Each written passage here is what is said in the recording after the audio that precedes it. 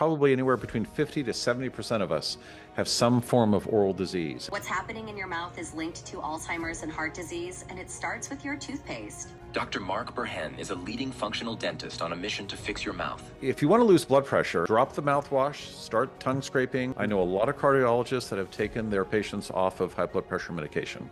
It's the bug getting into the brain and how the brain reacts to that bug that causes Alzheimer's. There are other things you can do. It's not just diet. Mouth breathing, dryness of the mouth, dehydration. Most dental products are causing a dysbiosis of the oral microbiome. Talking about mouth breathing, so I was a big mouth breather when young, and it was a big issue because that, has many sorts of problems. And what are them like? What is the impact itself besides cavities, obviously, but also how? What's the mechanism of mouth breathing and having cavities? What's the thing with that? Right. It's pretty simple. By expelling a lot of air and breathing in air and expelling a lot of air, the saliva flow cannot keep up. In other words, you are dehydrating the cavity, the oral cavity. Hmm. It can be aggravated by other factors as well, certain medications, um, certainly exercise, not being able to breathe through your nose, that will aggravate it. But sleeping with your mouth open at night, that's the big one. Think about it, 6, 7 hours a day of Hmm. mouth open, I mean, that dries out the mouth. Also, your saliva glands don't produce as much saliva, very little during deep sleep, if you're getting deep sleep, and that's by design. So, what's the mechanism there? What harm does that do?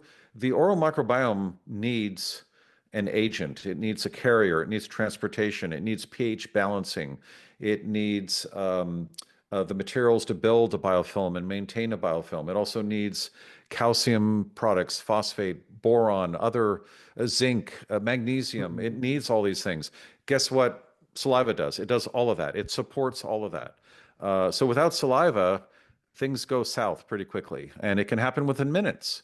Um, a very strong astringent alcohol mouthwash also can dry you out a little bit. A lot of people that use mouthwash use it often, sometimes once Hmm. every hour. I mean, or before meetings and when they go out of the house and first thing in the morning and before bed, which that could even affect your sleep because you're killing the bacteria that produce NO that will help the capillary beds, regulate your body temperature at night. I mean, not to mention your blood pressure. So, Yeah. and your sympathetic tone, but also there are other parts, other which James Nestor so eloquently wrote about in his bestseller, Breath, just by, if you can't nose breathe, inherently you are going to breathe in and breathe out in such a way that your balance of CO2 and O2 and NO, actually, it's really a three gas system.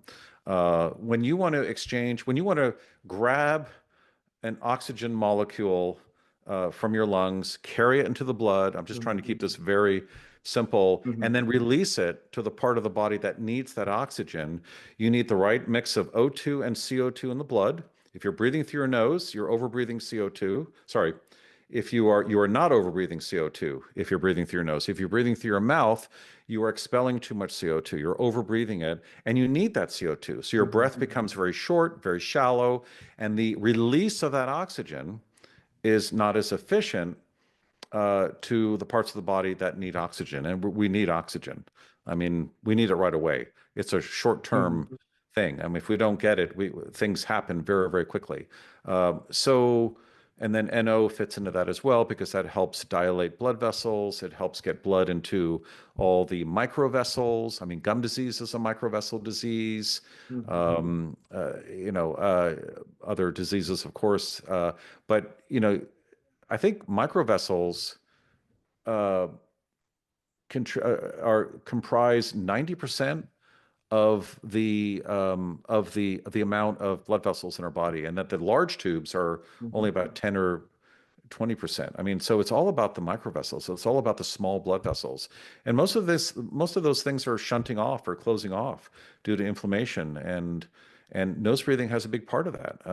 So having that nose online is key. It's one of the most fundamental things in our lives. We need to be able to breathe through our nose. And unfortunately, it's becoming more difficult to do that for a variety of reasons. So that's one thing that a dentist, a well-trained dentist, a functional dentist, can really aid and help and contribute to someone's health. It's likely you're not going to get it so much from your physician unless they're a real specialist. But I know a lot of um, uh, kind of respiratory MDs, experts, pulmonologists, ENTs, and nose breathing just doesn't get discussed. It's very sad, and that is, if you're a surgeon, you should work on getting your patient to be able to nose breathe.